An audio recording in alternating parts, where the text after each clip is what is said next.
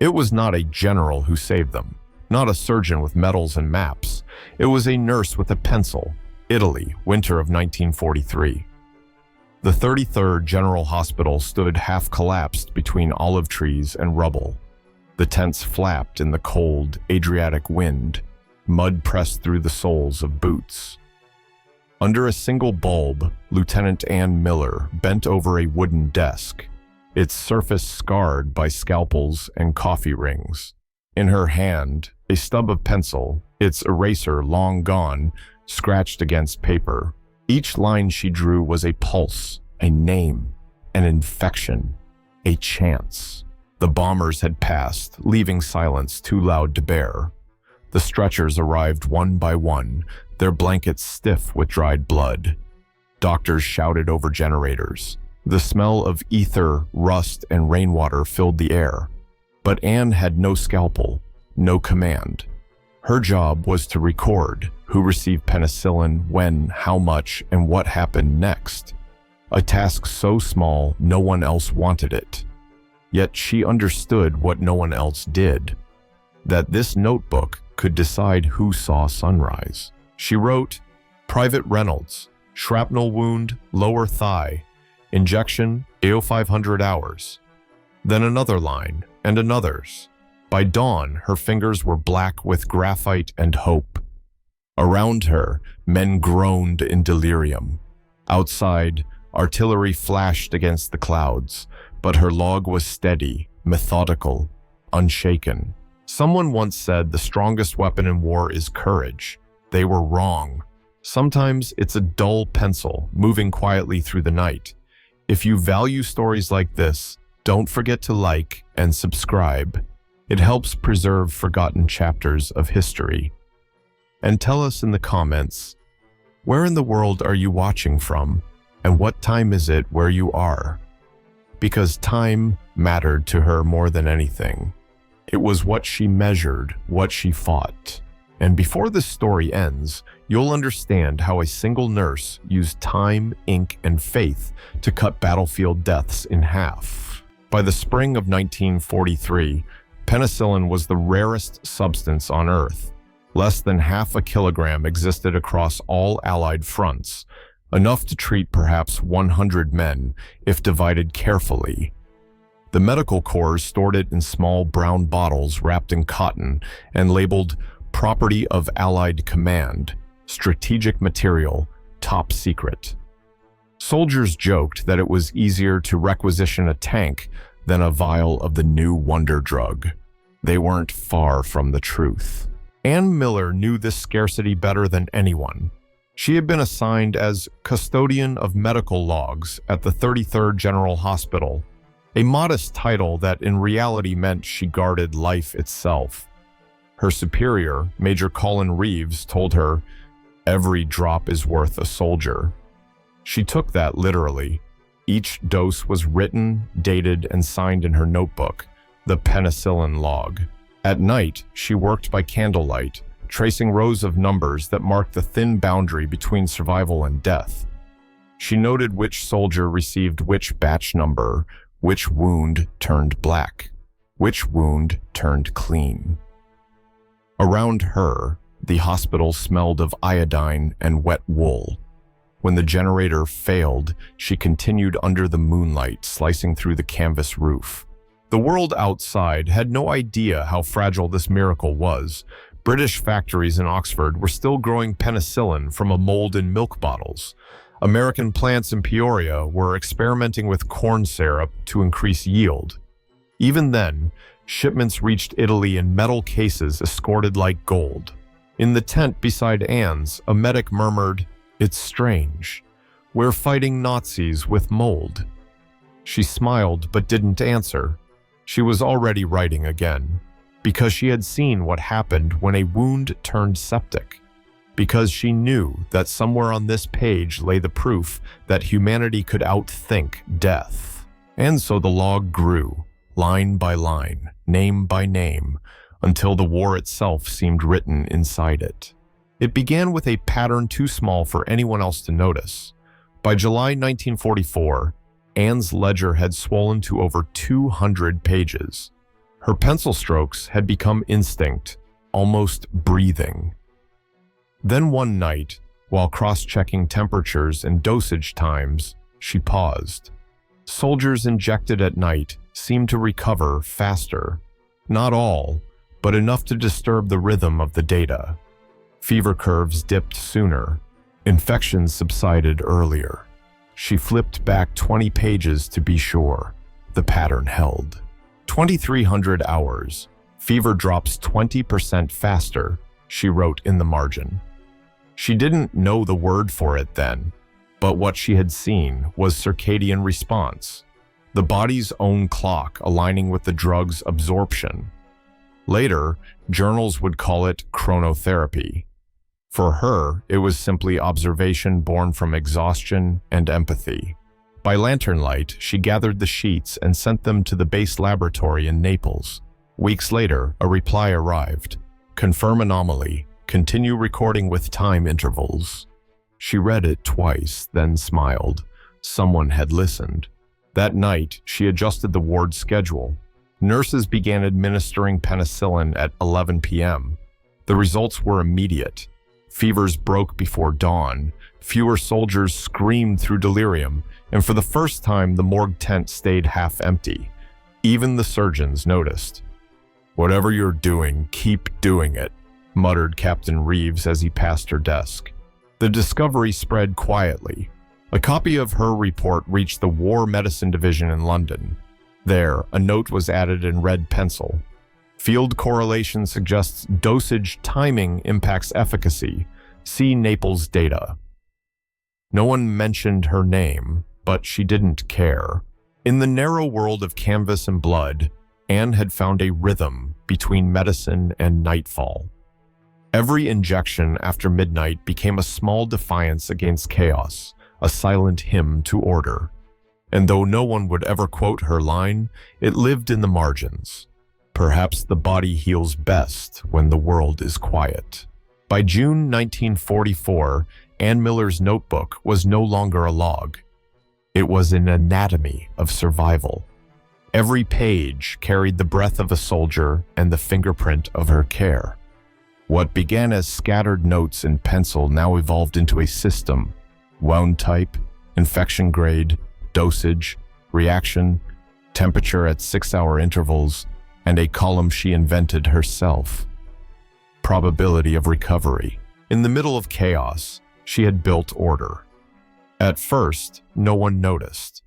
Doctors moved between tents like ghosts, overwhelmed by stretchers and shortages. But when Anne's tables began predicting who would live, they took her papers to the command tent. There, under the low hum of a generator, her figures told a story no report had captured. Penicillin was cutting deaths by almost half, 47% in just 3 months. Her log was copied, mimeographed, and sent to field hospitals across the Italian front. The title printed on the cover, Field Administration Chart Number 7, Penicillin Usage, based on the 33rd General Hospital data. It became the first standardized antibiotic reference in combat history. Behind every number was a face she remembered: Private Reynolds, who smiled when the fever broke; Corporal Jensen, who asked for a cigarette the morning after his wound stopped weeping. Sometimes at night, she would walk behind the wards and look at the line of stretchers left in the cold. She thought about the ones whose names never made it into her log, those who arrived too late for the miracle. The thought never left her, even when praise began to come. War loves its heroes loud, but her revolution was silent. No banners, no speeches, just graphite dust on her hands and the faint click of a fountain pen against glass. When the 47% figure reached Allied headquarters in Algiers, a colonel simply wrote, "Confirmed improvement, continued distribution." No one mentioned the nurse who made the math possible. But in tents across Europe, lives quietly shifted back toward the living side of the ledger. August 1944. The heat had turned the Italian air into steam, thick with flies and the iron scent of dried blood. Supply convoys were running late again. Rumors spread through the camp that German bombers had hit a Red Cross truck near Casino. When the manifest arrived, Anne's heart dropped. Only 3 bottles of penicillin remained for the entire hospital. The orders from headquarters were clear, reserved for officers with critical injuries. Anne read the telegram twice, folded it carefully, and placed it under her notebook. Then she walked to Ward C, where 3 infantrymen lay dying from gas gangrene. Privates Nolan, Garcia, and Hudson. None wore the silver bars of rank. All were burning with fever. That night, she locked the medicine cabinet, drew the curtain, and filled 3 syringes by lantern light. Her hands trembled, but her pencil marks did not. She recorded each injection in her log as usual, same columns, same lines, but omitted their ranks. For her, they were simply patients. By dawn, the fevers broke. The wounds stopped weeping. When Captain Reeves discovered the missing vials, he called it theft under wartime regulation. She faced court-martial charges before noon. Yet as the medical board reviewed her records, they found the data undeniable. 3 men expected to die had lived. The evidence was written in her own handwriting. The commanding officer dismissed the charges, but not the unease. "You can't let mercy override command," he warned. Anne only nodded, then turned the page of her log and kept writing. That night, she wrote a single line across the margin. "Orders save discipline. Choices save lives." The nurses whispered about it for weeks. Some called her reckless, others saintly. In truth, she was neither. She was tired of watching good men die because paperwork didn't bend. And somewhere beyond that tent, as rain returned to the Italian hills, 3 nameless soldiers opened their eyes and took their first deep breaths in days, unaware that a pencil had defied the chain of command for them. October 1844. Rome was newly liberated, its ruins filled with the echo of marching boots and distant church bells. Anne Miller stood in the hallway of the Allied Medical Command building, clutching the notebook that had nearly cost her her career. Around her, officers in khaki murmured over typed reports. She waited to be called in, her pencil still tucked behind her ear, the same one she had used to write 4312 names. The Board of Auditors had arrived from London, their mission to investigate irregular statistical results from the 33rd General Hospital. The numbers seemed impossible: 1,842 treated, 912 lives saved who had been classified beyond medical help. They suspected exaggeration or error or perhaps forgery. But Anne's log was meticulous. Every temperature, every timestamp, every signature witnessed. Inside the chamber, she laid the book on the table. The colonel flipped through it, page after page, his gloved finger pausing on the column marked Outcome. His voice was low. "How did you achieve this, Lieutenant?" Anne hesitated. "By refusing to waste what we had." Silence filled the room. Then a physician from the British Royal Medical Corps spoke quietly. "She's right. The data is consistent with our Naples field trials. The pattern is genuine." What began as suspicion turned to stunned respect. Within weeks, her dosage timing and logging methods were circulated under the title Miller Protocol, Standard Operating Procedure for Penicillin Administration. For the first time, nurses were officially recognized as data collectors, the invisible architects of wartime medicine. That night, back in her tent, she wrote her final quarterly summary. Her handwriting wavered from exhaustion, but her mind was calm. She had not sought fame, only proof that care could be as powerful as command. To the viewer, I ask, have you ever seen a small act change everything? A decision made alone in silence, yet echoing across years? Because that's what this notebook became, a quiet rebellion that turned into policy. When dawn came, Anne looked at the empty cot beside her and whispered, "We counted lives." and they counted. Spring 1945. The war was stumbling toward its exhausted end. In the quiet wards of Rome, Lieutenant Ann Miller packed her belongings into a single canvas satchel. The notebook went last. Its pages were smudged with fingerprints, blood stains, and the thin scent of antiseptic. The corners were scorched from a candle that once fell during a blackout, but every word was still legible. On April 20th, Allied Medical Command issued a memo circulated across 5 divisions. The subject line read, "Implementation of the Miller Protocol." It listed precise instructions: dosage, timing, sterilization, refrigeration, and logging.